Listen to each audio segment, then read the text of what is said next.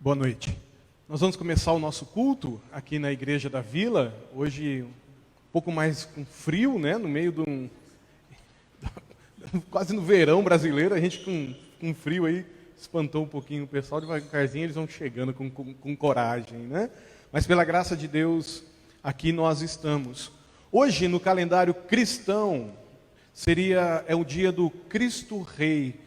Última data do calendário litúrgico cristão do ano de 2019. Porque a partir do domingo que vem, no calendário a gente começa a comemorar o Natal, né? Mas nessa data, a cristandade espalhada pelo mundo todo se lembra de que o Cristo, nascido da Virgem, num lugar simples, alguém que caminhou pela história, que realizou tantas coisas, pregou outras, impactou vida de pessoas, na verdade, é o Deus Criador de todo o universo, o soberano Senhor da criação, o único que merece toda a honra e toda a glória. E pela graça de Deus, nós que aqui estamos reunidos, temos a boa notícia de que o Cristo soberano está aqui conosco. Diante dele, as pessoas se espantam. Diante dele, coisas novas acontecem. Diante dele, a gente sai transformado. Assim foi com os discípulos, por exemplo, lá no Evangelho de Marcos, no capítulo de número 4, quando ele acalma uma tempestade, as pessoas perguntavam: afinal, quem é este que até o vento e o mar se acalmam quando ele ordena? Ele ordena todas as coisas, e quando ele manda, os seres obedecem.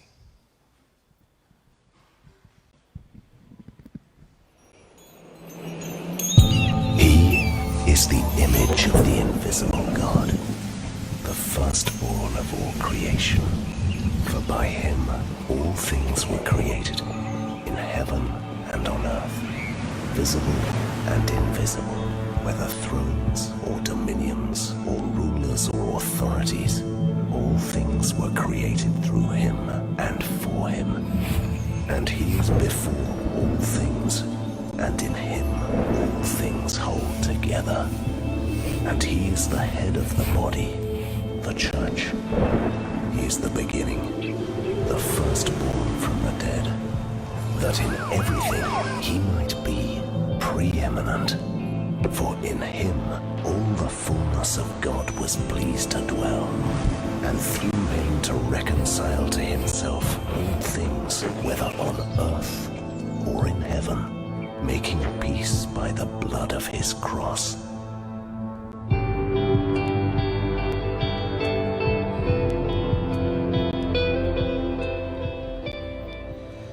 Ele foi o supremo no princípio, e abrindo a vitória da ressurreição, será o supremo no fim. Do princípio ao fim, ele está lá, elevado acima de tudo e de todos. Ele é tão sublime que tudo que é de Deus encontra um lugar apropriado nele, sem nenhum conflito. Além disso, todas as peças quebradas e deslocadas do universo, e coisas, animais e átomos, estão agora concertadas em vibrantes harmonia, tudo por causa da sua morte, de seu sangue derramado na cruz. Vocês são um exemplo do que ele é capaz de fazer. Houve um tempo em que vocês estavam de costas para Deus, numa atitude de rebeldia, sem perder a oportunidade de causar aborrecimentos a ele. Mas agora, ao se dar completamente na cruz, morrendo de fato por vocês, Cristo os trouxe do lado de Deus e acertou a vida de vocês, deixando-a íntegra, santa em sua presença. Não recusem um presente desses. Permaneçam firmes no vínculo da verdade, sintonizados com a mensagem, com o evangelho, e atentos para que não sejam distraídos ou desviados. Não há outro evangelho, apenas este. Toda criatura debaixo do céu ouve a mesma mensagem. E eu sou apenas um mensageiro daquilo que Deus está fazendo entre nós. Toda honra e toda glória seja dada ao nome de Jesus. Que tal ficarmos em pé e junto com o Cezão e com a Ju, cantarmos algumas canções? Um dia todas as tribos, todos os povos, de todas as línguas, de todas as nações, estarão reunidos diante do trono e celebrarão, louvarão ao nosso Senhor. Enquanto esse dia não chega, nós caminhamos aqui na história, na expectativa desse grande dia, entregando os nossos dons e os nossos talentos. Vamos cantar juntos?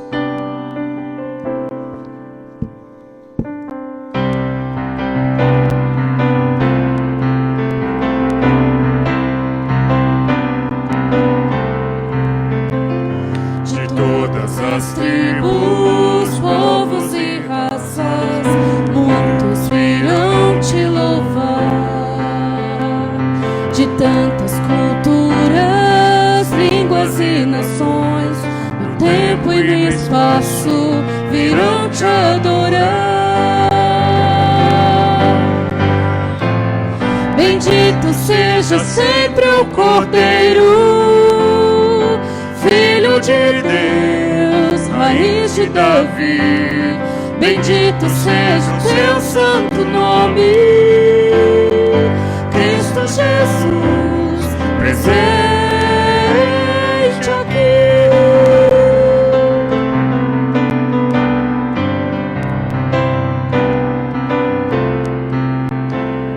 Remidos comprados, grande multidão, muitos virão te louvar.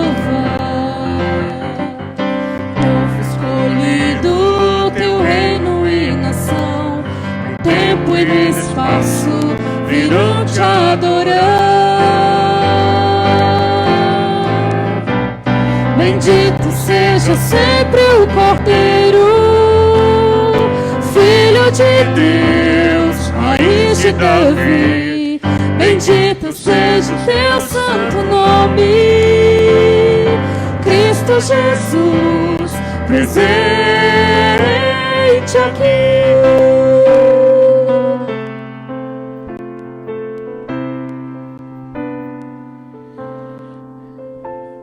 E a nós só nos cabe tudo dedicar, oferta suave ao Senhor. Dons e talentos queremos consagrar, e a vida no teu altar para teu louvor. Bendito seja sempre o Cordeiro, Filho de Deus, raiz de Davi. Bendito seja o teu santo nome, Cristo Jesus, presente aqui. Bendito seja sempre o Cordeiro, Filho de Deus, raiz de Davi. Bendito seja o teu santo nome, Cristo Jesus, presente aqui. Cristo Jesus, presente aqui. Cristo Jesus, presente aqui. Irmãos e irmãs espalhados pelo mundo todo, nesse exato momento, cultuando e adorando o mesmo Deus que o nosso, Cristo Jesus. Mas não só isso, a própria natureza manifesta a glória e o poder de Deus. A própria natureza louva e adora ao nosso Senhor. Em todos os lugares da terra, o único nome exaltado, adorado e louvado para todos sempre será o nome de Jesus Cristo.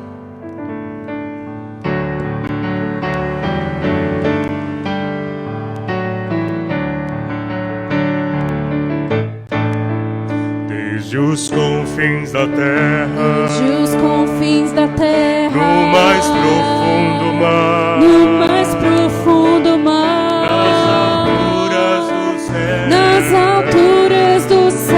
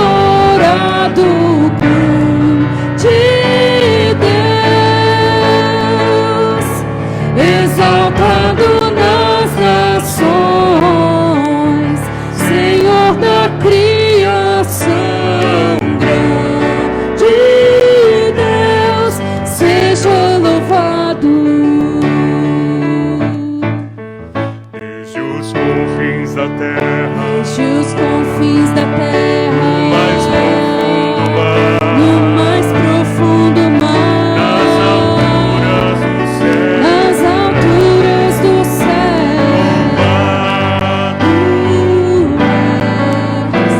céu, dos corações, dos corações, em meio a um clamor, em meio a um clamor, nasce essa canção. nasce esta canção e os povos cantam por toda a eternidade. Tu serás adorado, grande Deus, exaltado nas nações, Senhor da criação, grande Deus, seja louvado. Desde os confins da terra, Desde os confins da terra, no mais profundo no mar, mais profundo mar, nas alturas do céu, nas alturas do céu, louvado és.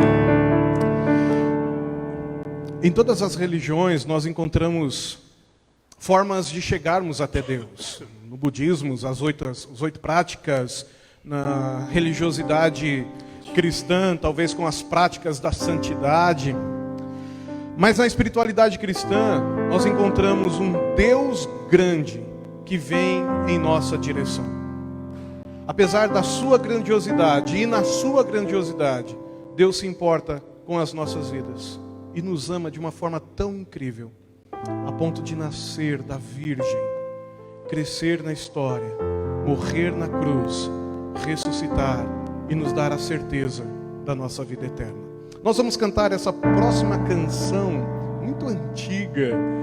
Se você já tem mais de 30 anos, você vai se lembrar bem dessa canção. Enquanto nós cantamos essa música, você que trouxe o seu dízimo ou sua oferta, poderá realizar a sua entrega enquanto cantamos essa música. Vamos juntos adorar a Deus?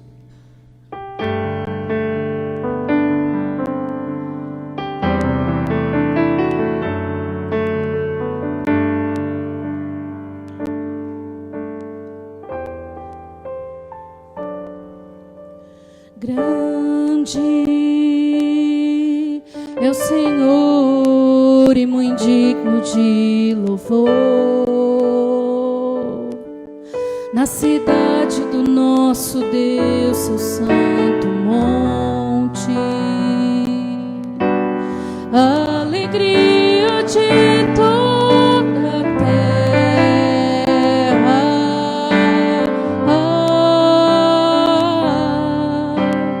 Grande é o Senhor em quem nós temos a vitória, quem nos ajuda contra o inimigo. Por isso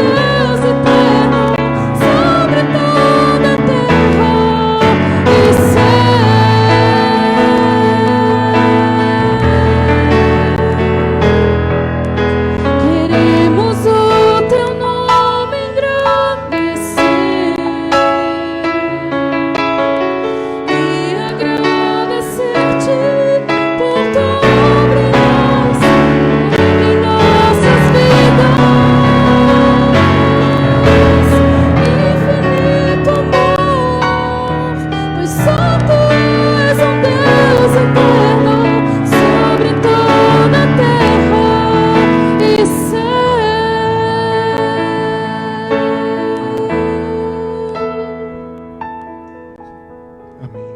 Podem se assentar, queridos. Cezão, você pode orar pela gente, por favor? Senhor, como é maravilhoso poder estar aqui nessa noite. E como é bom poder estar reunido aqui com os meus irmãos para reconhecer, em forma de um culto ritualístico, que o Senhor é o Senhor das nossas vidas.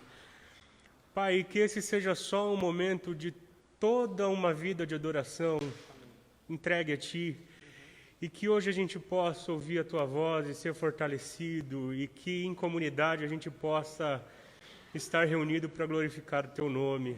E tão somente isso, que o Teu nome seja glorificado nessa noite. É o que nós pedimos em nome de Jesus. Amém. Eu fico ansioso para chegar o domingo à noite, de verdade. A semana é corrida, há muitas coisas a fazer, tarefas a cumprir, reuniões a serem realizadas, decisões a serem tomadas, notícias ruins que chegam. E aí eu fico pensando como é bom estar com irmãos e irmãs para juntos cantarmos louvores a Deus, como acabamos de fazer. Como é precioso ler a palavra e ser impactado por ela junto com vocês. E como é bom saber que o nosso Jesus, o Rei soberano, está aqui presente junto conosco. E diante dele, nós podemos nos render, nos prostrar e entregar a nossa vida e o nosso coração ao Senhor. Vamos fazer isso juntos, orando essa próxima canção, mesmo assentados?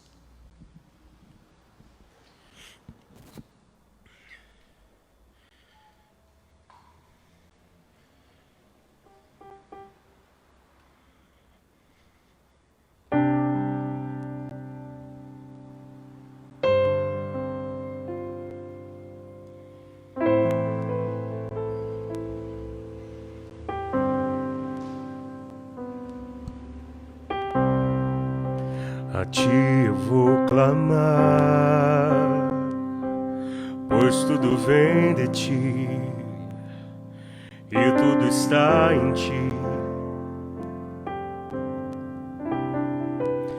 Por Ti vou caminhar,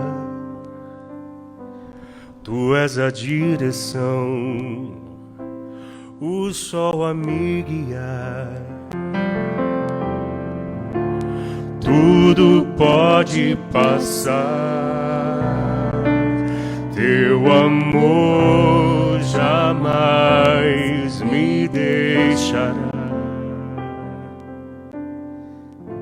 Sempre há de existir um novo amanhã preparado para mim.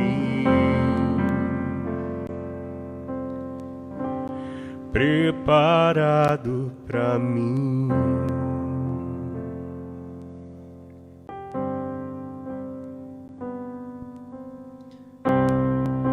A Ti eu vou clamar, pois tudo vem de Ti e tudo está em Ti. Por Ti vou caminhar, Tu és a direção, o sol a me guiar. Tudo pode passar, Teu amor jamais me deixará. Sempre há de existir um novo amanhã preparado para mim. Preparado para mim. Preparado para mim.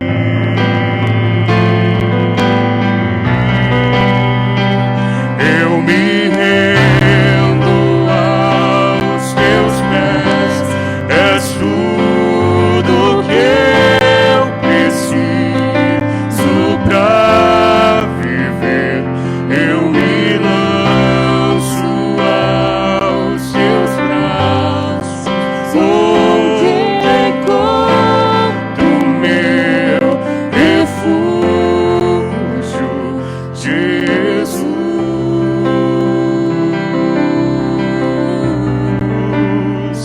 eis-me aqui.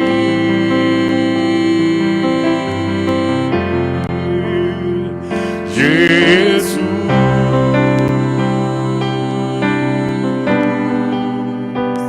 eis-me aqui.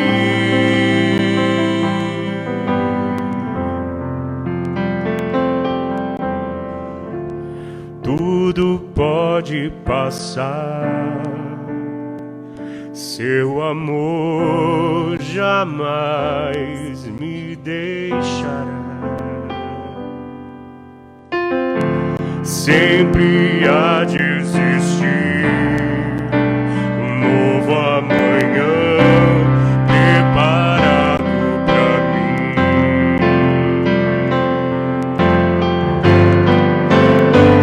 Eu me rendo aos teus pés, és tudo que eu preciso pra viver.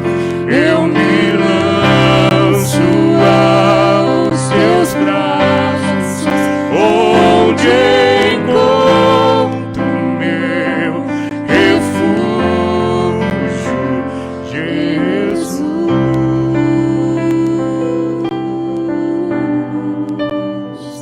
Eis-me aqui.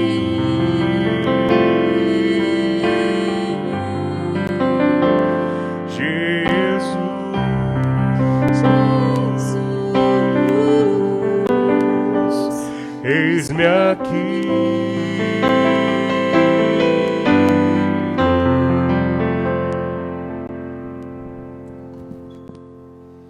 César e Ju, muito obrigado, viu, pelas bênçãos que vocês trazem ao nosso coração. Eles chegam aqui 5 horas, preparam todo o equipamento, ensaiam e nos abençoa através dos dons e talentos que eles têm. Jesus já começa a ministrar no nosso coração, antes mesmo da palavra ser lida e pregada. Muito obrigado, Deus abençoe demais a vida de vocês.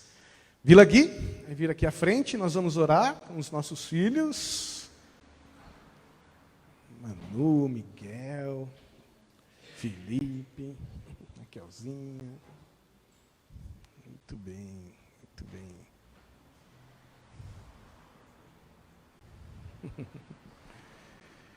Vamos orar. Deus, abençoe a vida dos nossos filhos. Eles vão ouvir a Tua voz.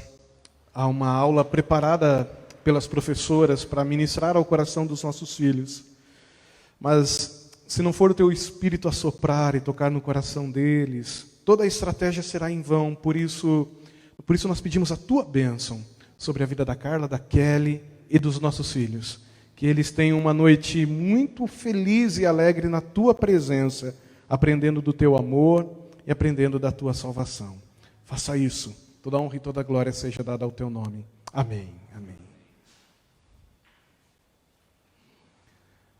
Vilatim vai ter hoje. Cadê o Lu? Já subiu? Já subiu? Todo domingo, então. Vamos lá, Vilatim. Tá garantido lá. Muito bem. Gá, vem aqui à frente, por favor. Pastor Jones, pode vir aqui também orar pela vida do Gá, por favor? Sim, claro. Sempre é bom receber a bênção do Pai. Oh, mas receber a bênção do Pai é uma coisa incrível. Melhor ainda, né? Eu conheço uma liturgia da Igreja Reformada Holandesa. Eles são bem litúrgicos assim, né, nos seus cultos. Lá quem dirige a igreja formalmente é o conselho, mais do que na igreja presbiteriana. E aí no começo do culto sobe o vice-presidente do conselho com um cajado na mão. E aí convida o pastor a vir à frente. E eles transmitem, o conselho transmite o poder para o pastor, para ele poder pregar para a igreja. E ao final o conselho dá uma voz de aprovação do sermão. Olha só, dizendo, vocês podem ouvir o que o pastor acabou de falar e levar para casa de vocês.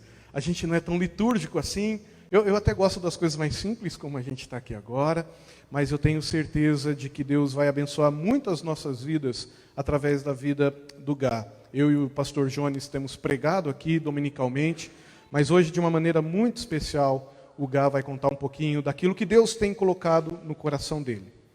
Eu queria convidar você a participar dessa oração junto com o pastor Jones, abençoando a vida do Gabriel, para que, abençoado por Deus, ele possa abençoar as nossas vidas.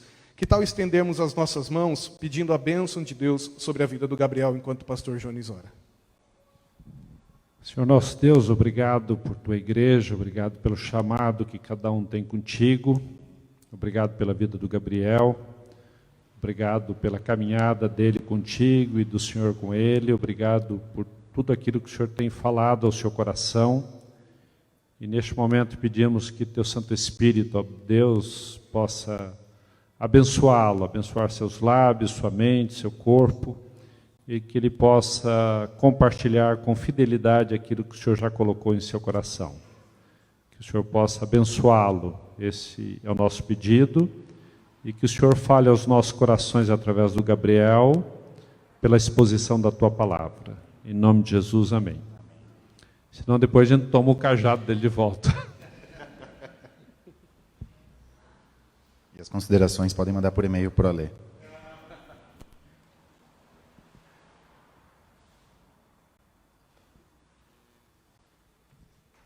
Boa noite, gente. Obrigado por me receberem. Me sinto em casa aqui. Ale, eu vou tirar sua Bíblia daqui, tá? Gente, eu me sinto em casa mesmo, tá? Então, já até mudei o final aqui. Vamos lá. Hoje é o oitavo domingo que a gente tem visto e falado sobre as bem-aventuranças no início do Sermão do Monte. E é um privilégio, uma honra, finalizar esse início das bem-aventuranças, e logo mais vou falar por quê. Mas primeiro eu quero começar lendo direto o versículo que a gente tem, que é em Mateus, Evangelho de Mateus, capítulo 5. Vou ler os versículos 10, 11 e 12. Bem-aventurados os perseguidos por causa da justiça, pois deles é o reino dos céus. Bem-aventurados serão vocês quando, por minha causa, os insultarem, perseguirem e levantarem todo tipo de calúnia contra vocês. Alegrem-se e regozijem-se, porque grande é a recompensa de vocês nos céus, pois da mesma forma perseguiram os profetas que viveram antes de vocês. Alguns de vocês já me conhecem há algum tempo, alguns não me reconhecem, tipo o Marcinho, tipo, Gá, quem é esse? E eu perdi um pouco de peso nos últimos anos, e o pessoal pergunta, Gá, o que você fez, tal? E eu sempre brinco, a gente estava morando na Itália, eu, a Carol, minha esposa, eu sempre brinco que era a base de macarrão, mas a verdade é que a gente fazia muita caminhada lá. Fazia trilha, subia montanha, era um lugar de muita natureza. E a gente tinha um amigo, Nicola, ele é italiano, ele nasceu naquela região. E a primeira caminhada que a gente foi fazer com ele, eu lembro, eu já tenho corrido na rua, assim, já faz uns anos. Eu falei, não, meu condicionamento está incrível, né? E naquele dia, a primeira caminhada que a gente foi fazer com o Nicola, eu lembro que no final, foi uma caminhada de umas 7, 8 horas, no final, na descida, eu não aguentava mais. Eu precisei de um cajado para descer, e ele descendo correndo, junto com a cadela dele, o Macaulay. Oi? O Nicola tem 50, 55 anos. Esse era o detalhe que eu não queria dizer, né? Eu estou brincando. Obrigado, pequena, por lembrar. Ele tem 50 anos. E a gente brincava, nossa, se eu chegar na idade do Nicola, com o condicionamento que ele tem, eu já vou estar feliz. Na verdade, eu pensei, não, se eu tivesse o condicionamento hoje, com 36, que o Nicola tem com 55, eu já estava feliz. Mas aquele dia eu aprendi um negócio interessante. O tênis que eu estava usando era um tênis de correr. E tem um tênis específico para descer e fazer trilha. E eu comecei a perceber que tem o tênis específico, e aí você tem camadas que você veste, não é só colocar um blusão, que você vai passar frio. Se você for só com uma camiseta normal, você vai passar calor. Então tem uma camiseta que fica bem grudada em você, que chama segunda pele. Aí depois você tem uma segunda camada, que é uma malha. Depois você tem um quebra-vento. Você fala assim, não, beleza, agora estou pronto. Não, aí você tem a mochila para carregar as coisas, você tem um boné. E eu não consegui investir em tudo isso, mas fui pensando, falei assim, não, o dia que eu tiver o tênis certo, a calça certa, que abre, aí vira bermuda, a segunda pele daquela marca, e depois o quebra-vento, e a mochila da North Face, e o boné e tal, eu vou ser um trilheiro. E a verdade é que não é assim. Não é porque a gente se veste de coisas que a gente é aquilo que a gente quer ser. O que isso tem a ver com a palavra, né? A gente vai ver. O Sermão do Monte é uma das pregações, uma das palavras mais famosas de Jesus. Meu pai e a Lê podem dizer isso melhor do que eu. Incríveis em teologia, que é um resumo do que Jesus queria dizer para a gente, que é discípulo, que segue a Jesus. Eu usei algumas referências do John Stott no livro dele Contra a Cultura Cristã, a mensagem do Sermão do Monte. E as duas primeiras coisas que eu queria dizer sobre esse início das bem-aventuranças, porque vamos lá, as bem-aventuranças são o início do que vem no capítulo 6 e 7 de Mateus. Está ali no capítulo 5, vem os próximos versículos, e ainda tem os 6 e 7 do Sermão do Monte inteiro. Então as bem-aventuranças são bem o comecinho. É assim, tipo, essa introdução que eu fiz é Jesus fazendo a introdução do que vem a seguir. E as bem-aventuranças não são um manual de felicidade. Não é uma receita para ser feliz. Embora comece com bem-aventurados, e a palavra no original pode querer dizer felizes são essas pessoas, não é um manual para você ser feliz. Até porque a felicidade é um conceito subjetivo.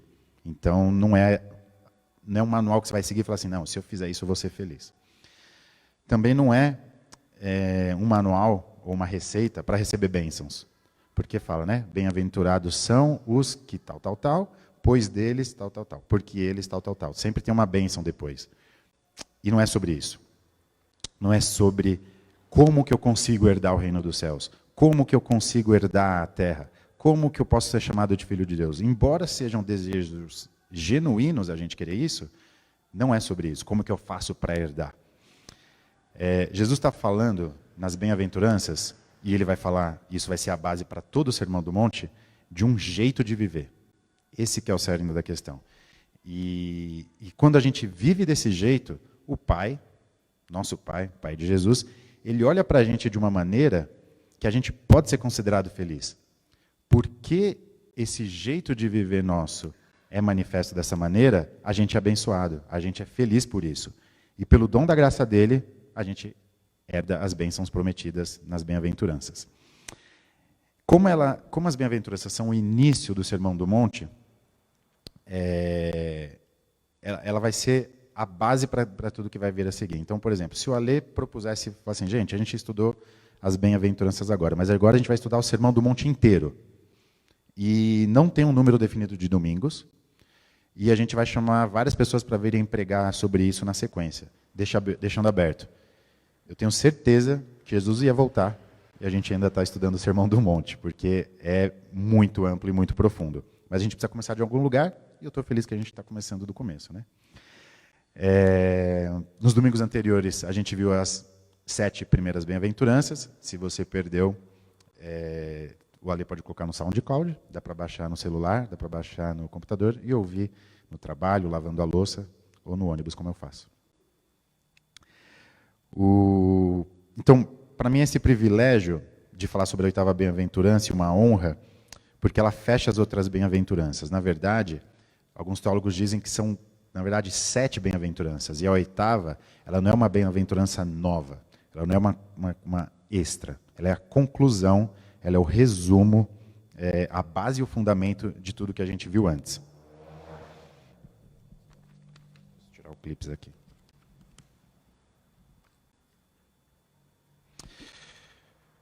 Muita gente olha para o Sermão do Monte, como eu falei, como um padrão de comportamento. A gente olha as bem-aventuranças, então, felizes são os pobres de espírito, felizes são os que choram, felizes são os mansos, felizes são os humildes, como um padrão de comportamento. Como Jesus dizendo, você deve ser assim, você tem que ser assim, é isso que deve ser.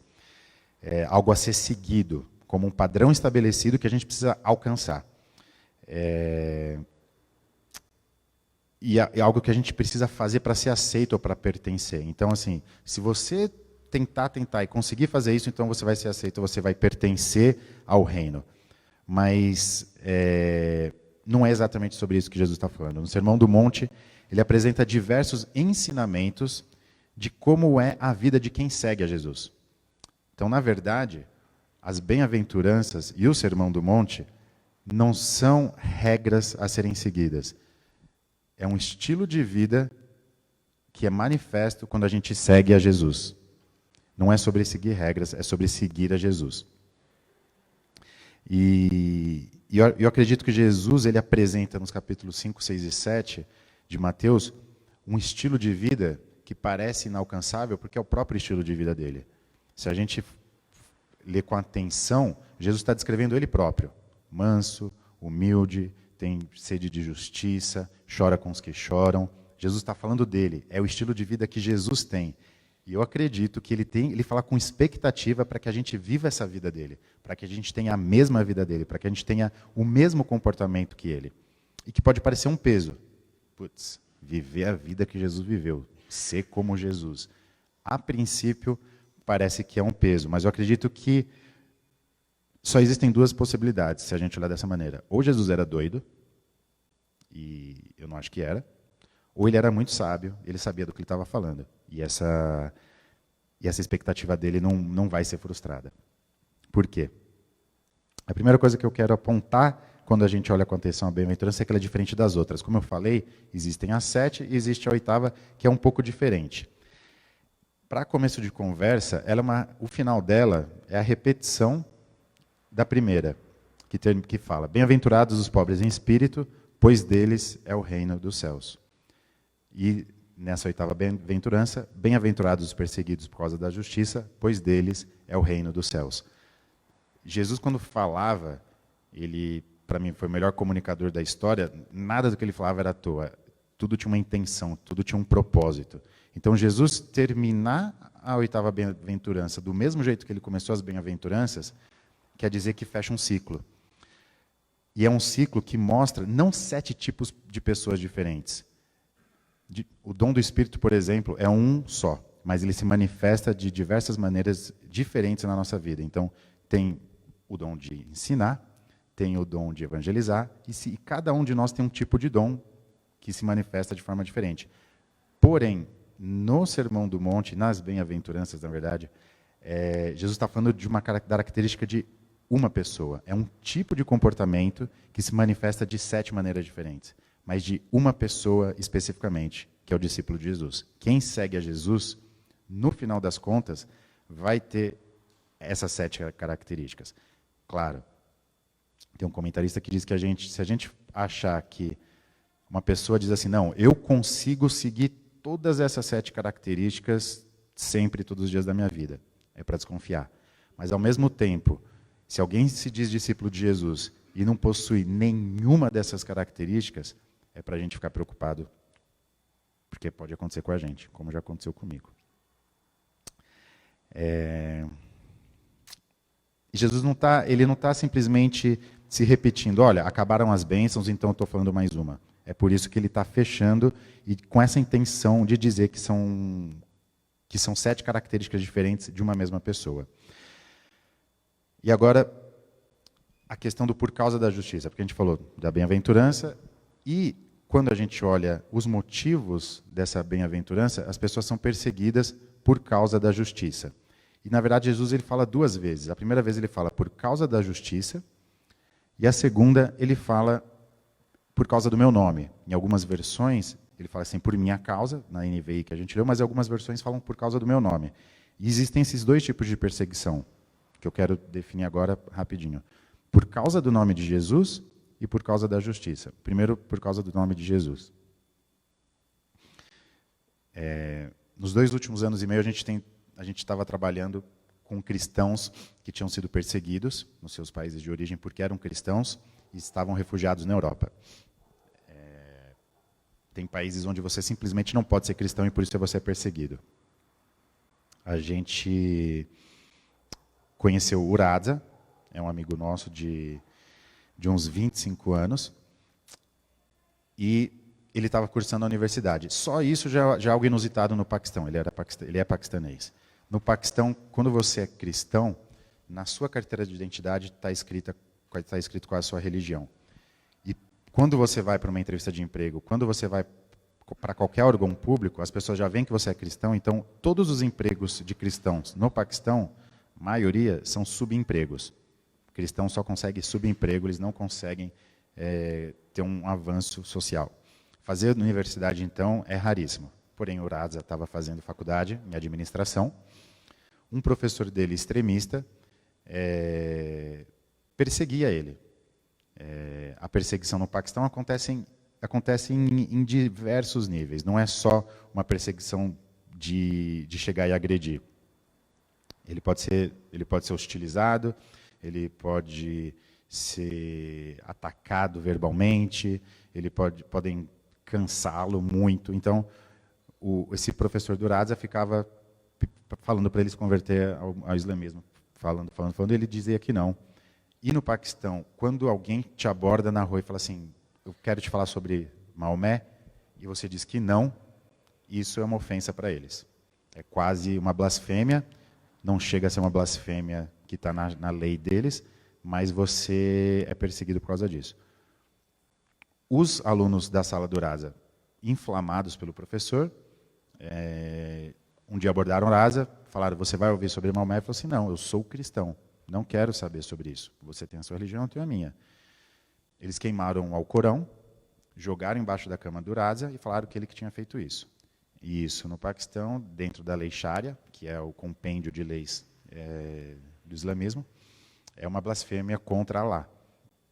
Eles espancaram o Raza, quase até morrer. Ele ficou desmaiado para morrer, deixaram ele para morrer. Só que o Raza acordou numa clínica de saúde, com enfermeiros, sendo bem cuidado. E a gente perguntou, tá, Raza, mas como que você chegou lá? Ele falou, não sei. Tá, e os enfermeiros? Disseram, como é que você chegou lá? Não sei, eu apareci na porta. E ele estava a quilômetros e quilômetros de distância. Então a vida do Raza foi poupada, mas ele foi perseguido só porque ele disse, eu sou cristão, ou eu sigo a Jesus.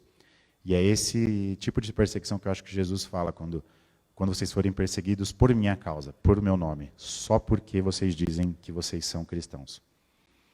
Mas tem um segundo tipo de perseguição que eu acredito que Jesus enfatiza, que ele fala, bem-aventurados vocês que são perseguidos por causa da justiça.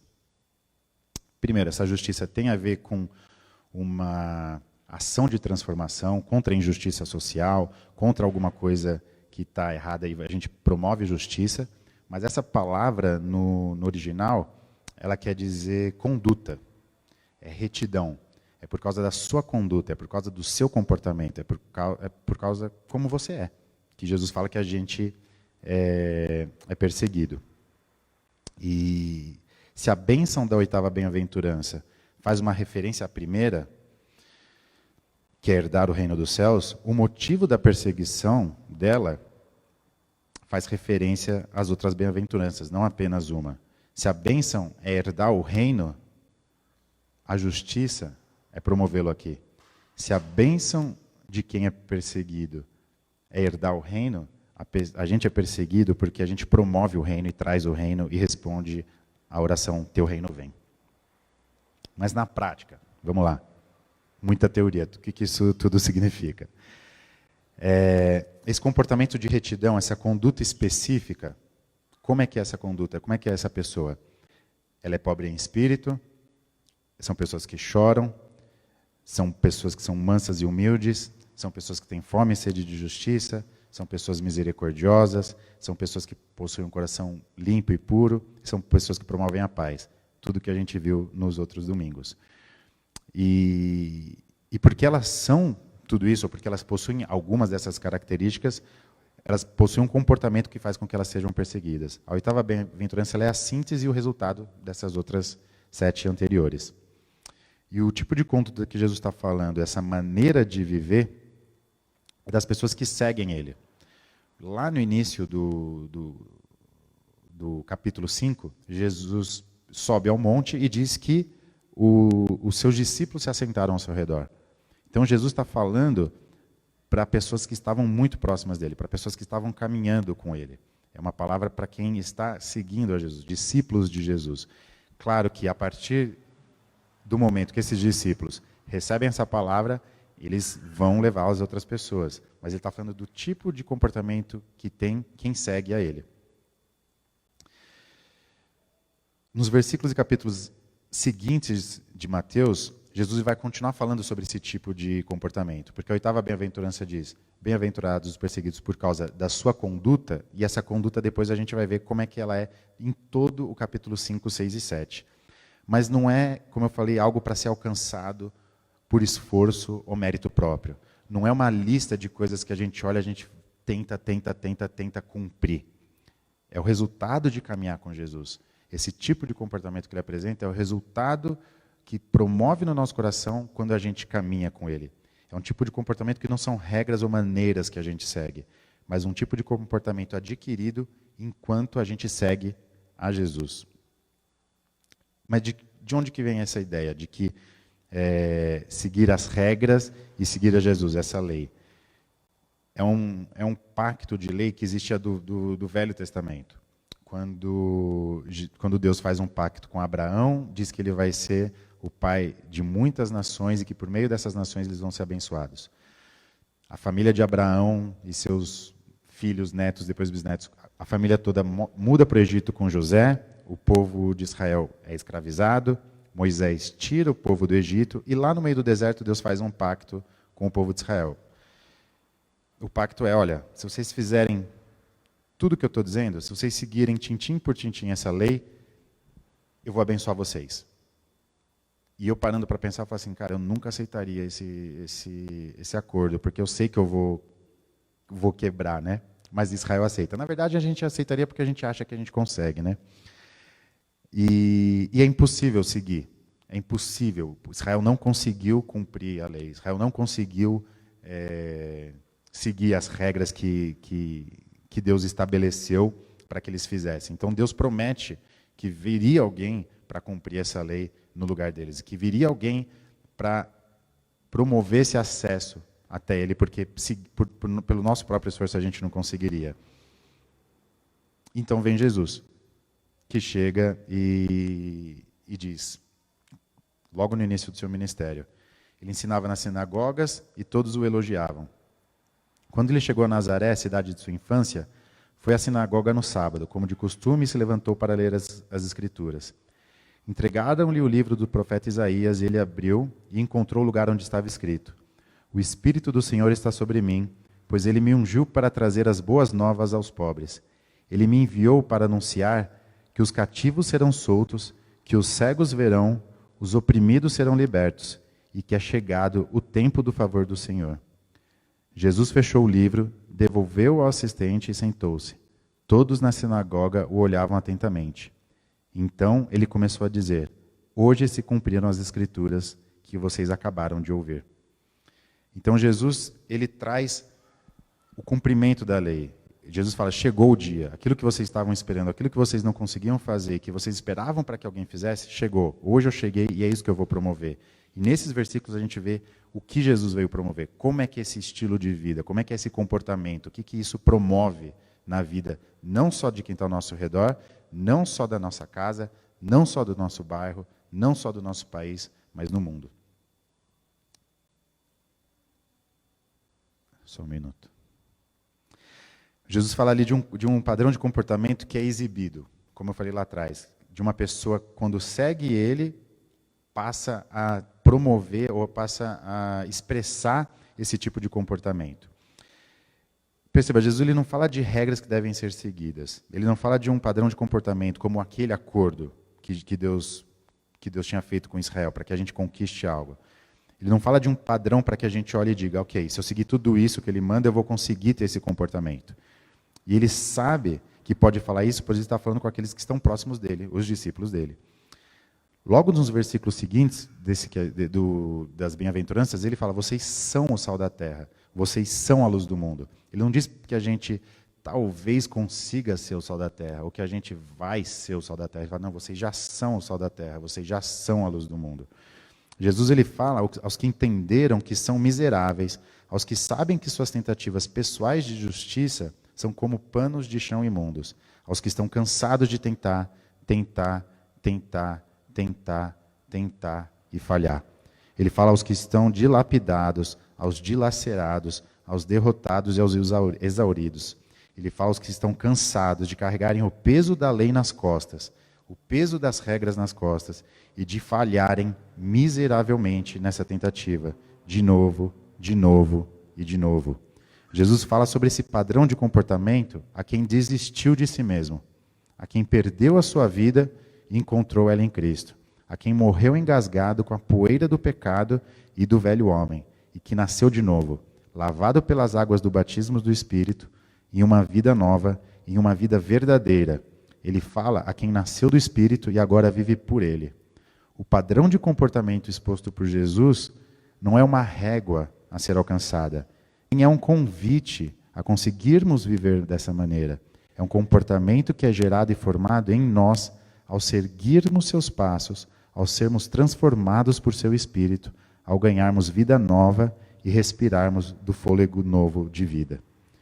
Jesus expõe esse comportamento nas bem-aventuranças e no Sermão do Monte, não com a expectativa que a gente cumpra esse padrão por nós mesmos, mas ele expõe esse comportamento na certeza de que ele vai ver cada uma dessas características florescerem no jardim que ele cultiva em nosso coração. Jesus ele expõe esse comportamento não só nessa expectativa, mas na certeza de que o Espírito da lei revelará e formará o coração do próprio Deus em nós. Na certeza de que viveremos como quem não tem nada a oferecer, podendo refletir o eu sou. Na certeza de que choraremos com os que choram, de que expressaremos um caráter manso e humilde como o dele, que não nos acomodaremos ao ver injustiça, e seremos a resposta aos que têm fome e sede dela, que olharemos com misericórdia ao pecador que busca a reconciliação, que possuiremos um coração limpo e puro e que promoveremos a paz. Jesus expõe as características desse comportamento com a expectativa de ver o seu Espírito formar dentro de nós um tipo de conduta alinhada à sua própria retidão. Um comportamento que não segue mais a letra da lei, pois a letra da lei é insuficiente para revelar o espírito da lei, mas um comportamento que segue uma lei escrita e inscrita, não mais em pedra, mas na nossa própria mente e coração. Eu lembro de um pastor que uma vez falou, a gente estava conversando sobre regras da igreja, sobre o que era certo, mas isso estava escrito. Ele falou, Gá, isso é a letra da lei. A gente tem que olhar o espírito da lei, o que está por trás da lei, por que a lei está dizendo isso? A lei não está dizendo isso simplesmente para a gente julgar e condenar nesse sentido. A lei estava dizendo isso, no que a gente estava conversando, para restaurar, para reconciliar, para trazer de volta. Esse é o espírito da lei, e é esse espírito da lei que vive em nós, e que é o que ele coloca nos nossos corações. Agora, porém, Jesus, nosso sumo sacerdote, recebeu um ministério superior, pois ele é o mediador de uma aliança superior, baseada em promessas superiores. Se a primeira aliança fosse perfeita, não teria havido necessidade de outra para substituí-la. Mas quando Deus viu que seu povo era culpado, disse, está chegando o dia, diz o Senhor, em que farei uma nova aliança com o povo de Israel e de Judá. Não será como a aliança que fiz com seus antepassados, quando os tomei pela mão e os conduzi para fora da terra do Egito. Não permaneceram fiéis à minha aliança, por isso lhes dei as costas, diz o Senhor. E esta é a nova aliança que farei com o povo de Israel, depois daqueles dias, diz o Senhor. Porei minhas leis em sua mente, e as escreverei em seu coração. Serei o seu Deus, e eles serão o meu povo. Quando Deus fala de uma nova aliança, significa que tornou obsoleta a aliança anterior. E aquilo que se torna obsoleto e antiquado, logo desaparece. Um comportamento da nova aliança inevitavelmente vai fazer com que a gente seja perseguido. Os mestres da lei, os religiosos que perseguiram e mataram Jesus, não morreram naquela época, no tempo de Jesus. Eles ainda existem e ainda estão entre nós. E eles nos perseguirão, porque eles não têm controle porque eles não têm mais controle sobre nós com base na letra da lei. E o Espírito que habita o nosso coração e nos ensina como devemos agir, sopra onde quer. Ele é incontrolável. E isso assusta e amedronta os que querem nos aprisionar, e por isso seremos perseguidos. A partir do momento que a gente tem um comportamento de vida que não é alcançado pelo nosso próprio esforço, mas que é gerado dentro de nós porque a gente está seguindo a Jesus, as pessoas vão olhar para a gente como elas olhavam para Jesus. Os profetas foram perseguidos, Jesus falou. Ele foi perseguido e ele foi morto. E pode chegar o dia que a gente seja perseguido e morto por causa disso. Hoje em dia não é para tanto, mas muitos de nós a gente sabe disso. Quando a gente busca viver o espírito da lei, como existem pessoas que perseguem a gente porque a gente está promovendo vida, porque a gente está promovendo reconciliação, porque a gente está promovendo graça, porque a gente está promovendo misericórdia, porque a gente está promovendo perdão. Tem uma frase que eu não sei de quem que é. Eu vi numa apresentação de alguém que também não disse de quem que era, mas fica para o nosso coração. Jesus ele elevou o nível da conversa de uma obediência externa da lei a uma justiça interna que não pode ser controlada pela lei. E o discipulado de Jesus, ele requer esforço. Ele requer um empenho nosso, disciplina, de oração, de jejum, de leitura da palavra. Não como regra, não como você tem que fazer isso, para quê? Mas como alimento, como exercício de vida, como disciplina espiritual. Se eu botar um tênis de trilheiro, se eu botar uma calça de trilheiro, se eu botar uma jaqueta de trilheiro em minha mochila, eu não sou trilheiro.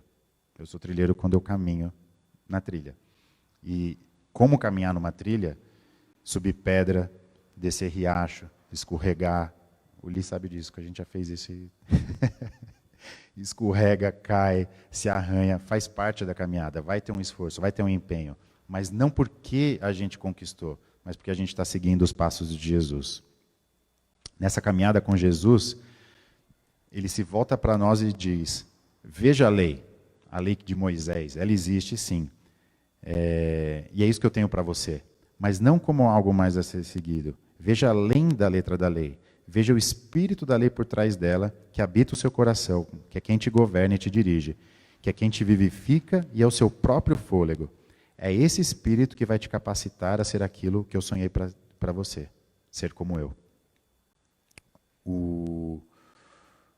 Então, nessa construção de Jesus, de uma nova aliança, vem então uma nova, entre aspas, lei. Não uma lei nova, no sentido de que ele joga fora.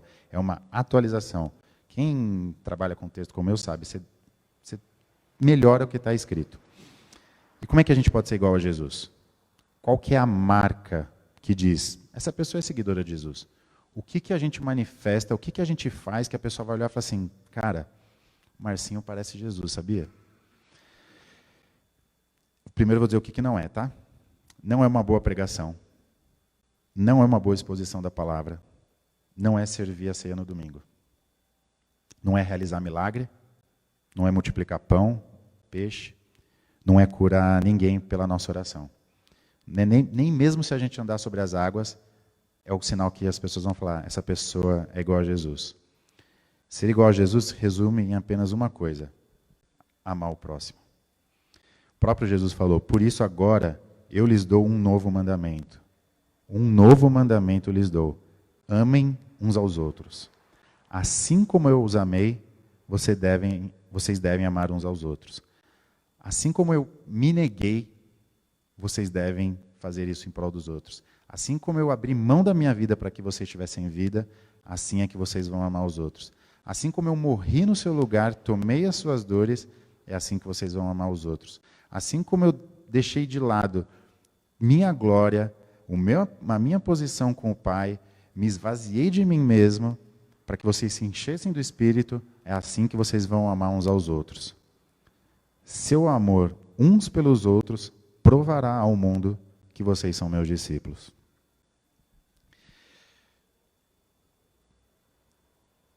E não tem como a gente não estar em uma dessas duas situações que eu imagino. Talvez hoje você está ouvindo isso e você pense que nunca decidiu seguir Jesus como discípulo.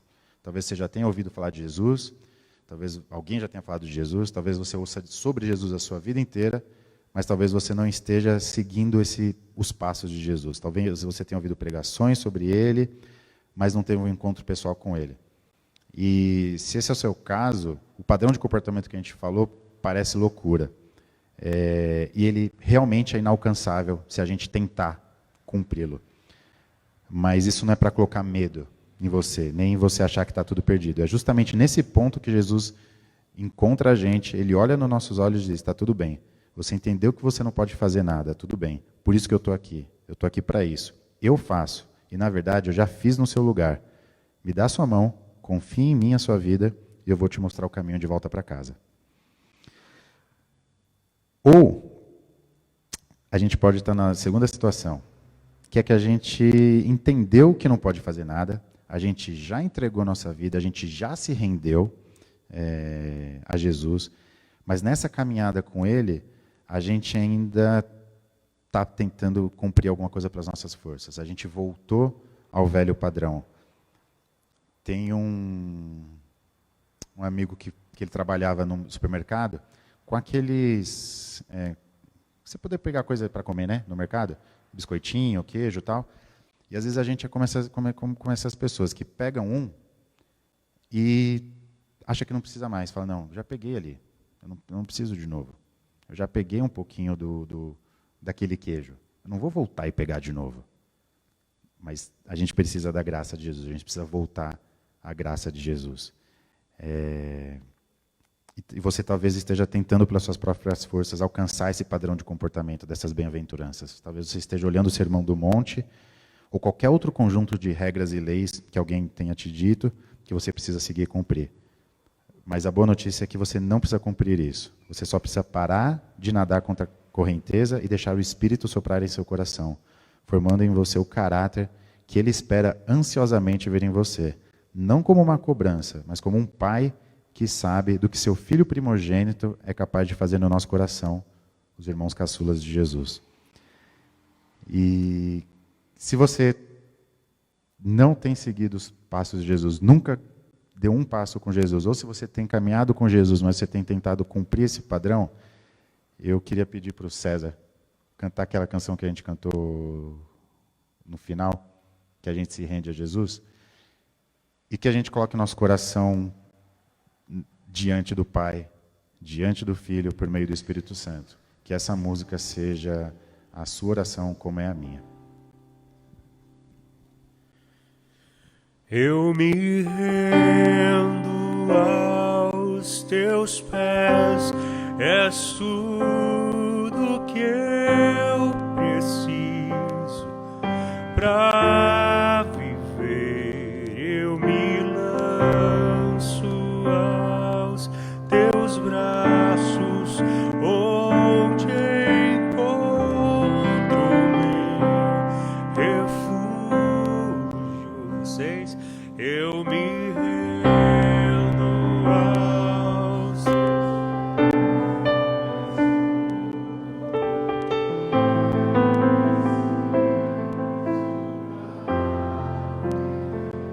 Eu me lanço aos seus braços, onde encontro meu refúgio,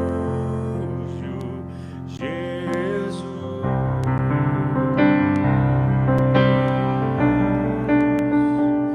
Eis-me aqui,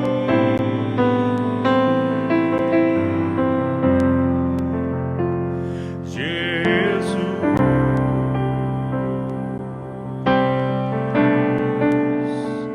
Eis-me aqui.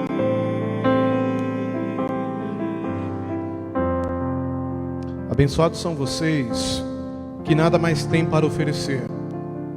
Quando vocês saem de cena a mais de Deus e do seu governo. Abençoados são vocês que sofrem por terem perdido o que mais amavam. Só assim poderão ser abraçados por aquele que é o amor supremo. Abençoados são vocês que se contentam com o que são, nem mais nem menos. Assim, vocês se verão como os orgulhosos donos de tudo que não pode ser comprado. Abençoados são vocês que sentem fome de Deus. Ele é comida, Ele é bebida, é um alimento incomparável. Abençoados são vocês que se preocupam com o bem-estar dos outros. Na hora em que precisarem de ajuda, também receberão cuidado. Abençoados são vocês que puseram em ordem o seu mundo interior, com a mente e o coração no lugar certo. Assim vocês poderão ver o mundo de Deus no mundo aí de fora. Abençoados são vocês que conseguem mostrar que cooperar é melhor que brigar ou competir. Desse modo irão descobrir que vocês realmente, quem são vocês e o lugar que ocupam na família de Deus. Abençoados são vocês cujo compromisso com Deus atrai perseguição. A perseguição os fará avançar cada vez mais no reino de Deus. E isso não é tudo. Considerem-se abençoados sempre que forem agredidos, expulsos ou caluniados para me desacreditar. Isso significa que a verdade está perto de vocês o suficiente para os consolar. Consolo que os outros não têm. Alegrem-se quando isso acontecer. Comemorem, porque ainda que eles gostem disso, ainda que eles não gostem disso, eu gosto. E os céus aplaudem, pois sabem que vocês estão em boa companhia. Vocês são os meus profetas. Vocês são as minhas testemunhas, sempre que enfrentarem as mesmas dificuldades. Vamos orar?